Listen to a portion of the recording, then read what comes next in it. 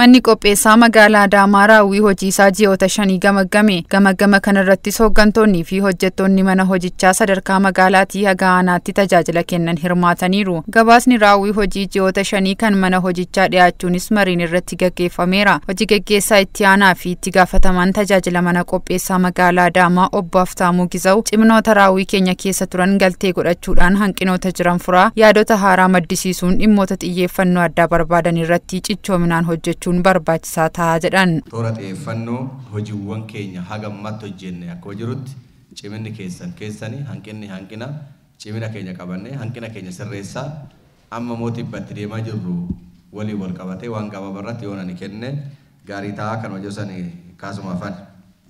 Kana kan jennu kutaa magaalaan waan muraasasaa yaaddoo magaalaa bakka itti ta'anii fi dafnee sirreessuu danda'u qabu duratti yoo ilaalle gaarii ta'a. Hojii gaggeessituun mana qopheessaa magaalaa Adaamaa aadde Kadijaa Jamaal hojiilee aga ammaatti hojjetamaniin bu'aa nuti galmeessine maali kan jedhu ilaaluun maal sirreessuu qabna kan jedhu beeknee hirmaannaa uummataa mirkaneessuudhaan milkaa'ina galmeessuu irratti xiyyeeffannee hojjechuu qabna jechuun dhaamaniiru. Dhimmi akka ciminaatti kaasuuf tokko karooraa fi cheeklistii wal fakkaatus baatu ammeenni godhamee hojii duulas dabalamee kenname fa'a ogeessi fi hooggansi daareektaroonni keenya dabalatee gadi bu'anii uummata sochoosuudhaan jijjiirama lakkaamuuf uummataaf mul'achuu danda'u fiduudhaan akka ciminaatti yoo qabanne gaarii ta'a.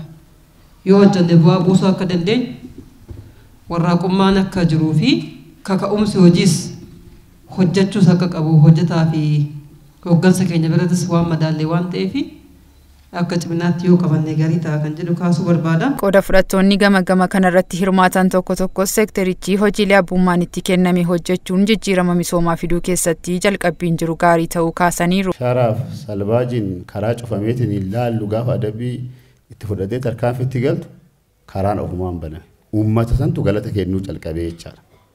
Bu'aan isaa maaliin madaalamaa maaliin laalamaa yoo jedhame takka lama jedhaniitiin kana kaasuun hin danda'a.